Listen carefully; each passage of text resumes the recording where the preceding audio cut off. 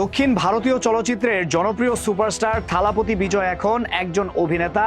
তিনি তামিল রাজনীতির সম্ভাব্য নতুন মুখ, যিনি সরাসরি ভারতের প্রধানমন্ত্রী নরেন্দ্র মোদী ও তার দল বিজেপিকে ফ্যাসিবাদী বলেই আক্রমণ করেছেন। বিজয়ের এই ঘোষণা শুধু একটি বক্তব্য নয়, বরং তামিল রাজনীতিতে এক নতুন শক্তির আগমনী বার্তা। 2026 সালের বিধানসভা নির্বাচনকে সামনে রেখে বিজয়ের এই হুঙ্কার তামিল রাজনীতিতে এক নতুন হিসাব নিকাশ তৈরি করেছে। এক অনুষ্ঠানে দাঁড়িয়ে বিজয় বলেন, আমাদের আদর্শগত শত্রু বিজেপি আর রাজনৈতিক প্রতিপক্ষ ডিএমকে। এই বক্তব্যে তিনি স্পষ্ট করে দেন যে তার রাজনীতি আদর্শ নির্ভর, যেখানে তিনি হিন্দুত্ববাদী রাজনীতিকে স্পষ্টভাবে প্রত্যাখ্যান করছেন। তার মতে তামিল মানুষ কখনোই বিজেপির মতো সাম্প্রদায়িক দলকে গ্রহণ করবে না।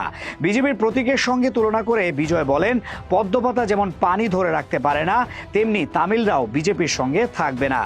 এমন সাহসী বক্তব্য একজন অভিনেতার মুখে বিরল, বিশেষত এমন একজন তারকার মুখে যিনি নিজেই বিপুল জনপ্রিয়। বিজয় আরো বলেন, সিংহ সবসময় সিংহই থাকে, একবার গর্জন করলে সেই শব্দ 8 কিলোমিটার পর্যন্ত কম্পন সৃষ্টি করে। জঙ্গলে শিয়ালের অভাব নেই, কিন্তু সিংহ থাকে একজনই, সেই রাজা। এই বক্তব্যে যেন তিনি বুঝিয়ে দেন নিজের আত্মবিশ্বাস কতটা দৃঢ়। সিনেমার গ্ল্যামার নয়, তিনি নেতৃত্বের ভরসা তৈরি করতে এসেছেন। নিজের দলকে তৃতীয় ফ্রন্ট হিসেবে গড়ে তোলার ইচ্ছাও এখানে পরিষ্কার হয়ে ওঠে।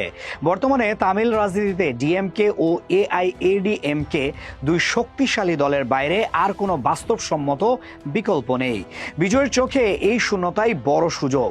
রাজনৈতিক বিশ্লেষকদের মতে বিজয় এখন যে অবস্থান নিচ্ছেন তা কেবল হঠাৎ কোনো ঘোষণা নয়, বরং দীর্ঘ পরিকল্পনার অংশ হিসেবেই তাকে দেখা হচ্ছে। তিনি রাজনীতিতে পা রাখতে চান এমন গুঞ্জন চলছিল অনেক আগে থেকেই, এবার তা নিশ্চিত হলো।